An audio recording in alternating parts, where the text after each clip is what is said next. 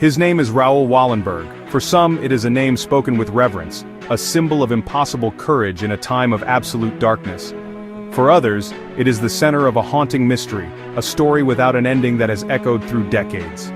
He walked into the heart of the Holocaust, armed not with a weapon, but with conviction and a profound sense of duty.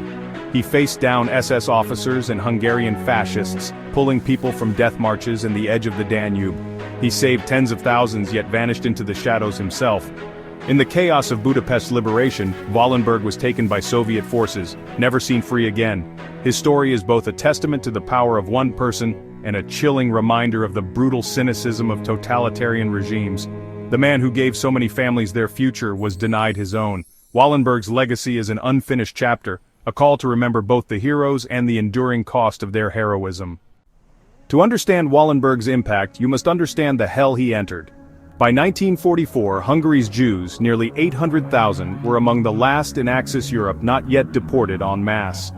That changed when Hitler ordered the occupation of Hungary. With the SS and Adolf Eichmann came the rapid, brutal deportation of Jews. In just weeks, over 437,000 Hungarian Jews were murdered. Budapest's Jewish community watched in terror, knowing their turn was next. The Arrow Cross fascists roamed the streets, killing with impunity. The world's response was slow, but the U.S. War Refugee Board sought someone to intervene. They needed courage, intelligence, and a willingness to risk everything. They found Raoul Wallenberg, a man who believed it was his duty to act. Wallenberg was born into immense wealth and influence, a family of bankers and diplomats. He was groomed for comfort, not heroism, but his global education and travels changed him. Encounters with Jewish refugees in Haifa left a deep impression, planting seeds of empathy. Wallenberg's independent streak set him apart from his family's business world. He partnered with a Hungarian Jew, gaining first-hand experience navigating Nazi bureaucracy. When the War Refugee Board needed a volunteer for Budapest, Wallenberg was the perfect, unconventional choice. Young, multilingual, and experienced with Germans, he was from a neutral country and carried a powerful name. Most importantly, he wanted to go, driven by moral obligation. He traded privilege for purpose, risking everything for a mission with little chance of survival. Wallenberg chose action over comfort. Arriving in Budapest in July 1944, Wallenberg's real job was clear save lives. He invented the Schutz Pass, a protective passport stamped with Swedish authority that offered Jews a lifeline. Legally meaningless, it was powerful in a world obsessed with paperwork. Wallenberg printed thousands using his own funds and bribes to persuade officials. He built a rescue operation, recruiting hundreds of volunteers, most Jewish, to distribute passes and run safe houses. He rented over 30 buildings, declaring them Swedish territory and sheltering thousands. Wallenberg's audacity was legendary. He showed up at train stations, waving passes, demanding the release of Swedish subjects.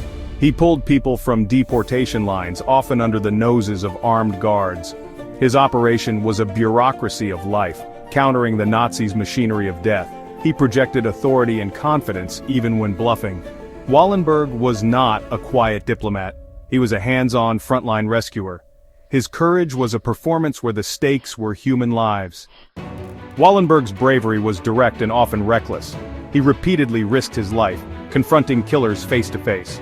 Survivor testimonies recall him placing himself between executioners and victims. During the death marches, he followed columns of Jews, handing out food, medicine, and Schutz passes. He argued with guards, demanding the release of those under Swedish protection. His audacity saved many. He pulled people from death marches and loaded them into his truck. He once climbed atop a cattle car, passing Schutz passes to those inside, ignoring SS orders. At the Danube, he intervened as Arrow Cross squads prepared to execute Jews, saving dozens. In the final weeks, he threatened a German general with war crimes prosecution to prevent the massacre of Budapest's ghetto, saving 70,000 lives. Wallenberg's bluffs held, and his courage changed the fate of thousands. He was a lone figure of defiance against organized cruelty. In January 1945, as the Soviets liberated Budapest, Wallenberg's nightmare began. He believed the Soviets were allies and sought to help with relief efforts. On January 17, Wallenberg left to meet Soviet command. Uncertain if he'd be a guest or prisoner, he was arrested by Soviet counterintelligence and transported to Moscow. The reasons remain debated. Was he suspected of being a spy? a pawn in Cold War intrigue.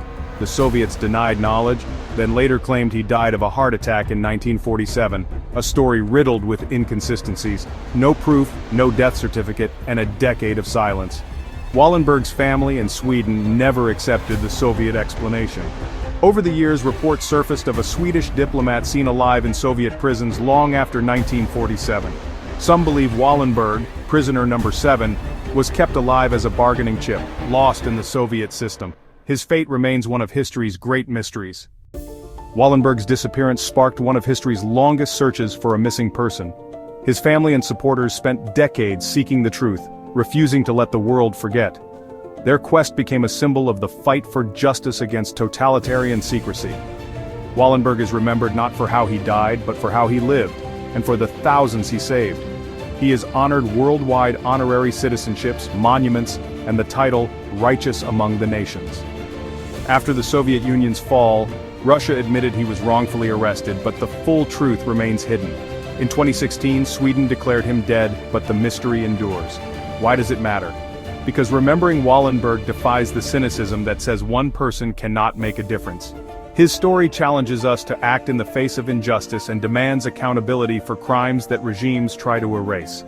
How we remember Wallenberg and fight for the truth defines our commitment to courage, justice, and the value of a single human life.